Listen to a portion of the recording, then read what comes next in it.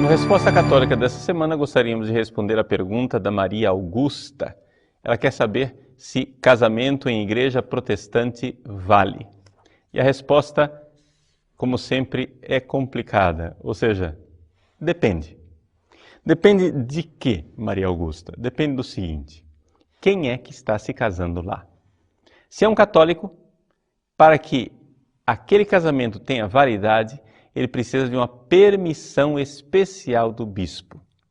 Ou seja, para que um católico se case fora de uma celebração católica, é necessário receber do bispo uma dispensa, chamada dispensa de forma canônica. Senão, o casamento não vale absolutamente. Mas, um não católico não é obrigado a isto. Por quê?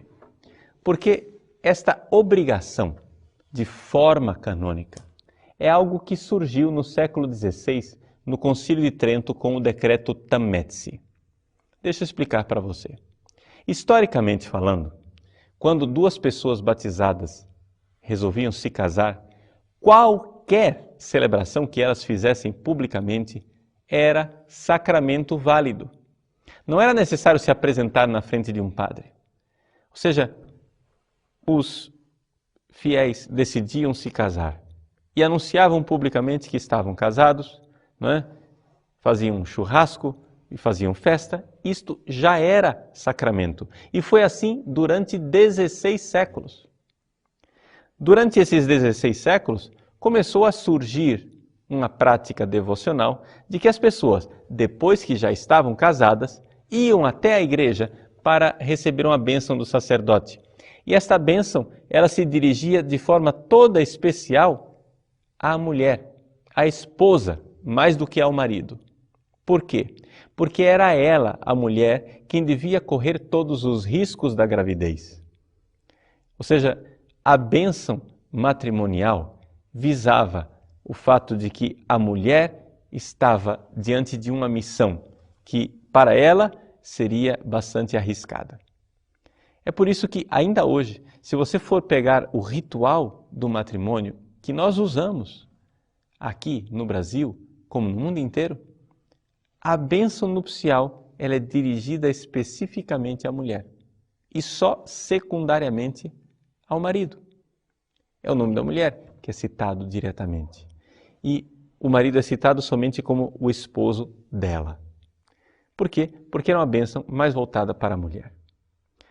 Assim, então, as pessoas se casavam e só depois iam à igreja para receber uma bênção. Acontece que você pode bem imaginar que isso começou a criar confusão. No final da Idade Média, havia uma tal mobilidade na Europa que se começou a ter uma série de abusos de pessoas, homens, que tinham mulheres e famílias em várias cidades diferentes por causa dessa mobilidade. Ou seja, o sujeito ia na cidade, se casava com uma, depois se pretendia casar com a segunda em outro lugar e com a terceira em outro lugar. O Concílio de Trento, então, quis colocar ordem nesta bagunça. E então, usando o poder das chaves, o Concílio de Trento disse o seguinte: o poder das chaves, você sabe qual é? É aquele de São Pedro. O que ligares na terra será ligado no céu, o que desligares na terra será desligado no céu. Então o decreto Tametsi decidiu o seguinte, usando o poder das chaves, que o casamento entre dois católicos só seria válido se eles se apresentassem diante de um padre com jurisdição, ou seja, o pároco ou quem o pároco delegasse.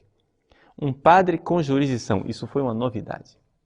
Então, as pessoas podiam se casar, mas tinham que ir na frente do padre. Isso foi no século XVI. Hoje, essa disciplina continua. Nós, católicos, só temos o casamento se nós respeitarmos esta forma canônica. A forma canônica consiste em quê?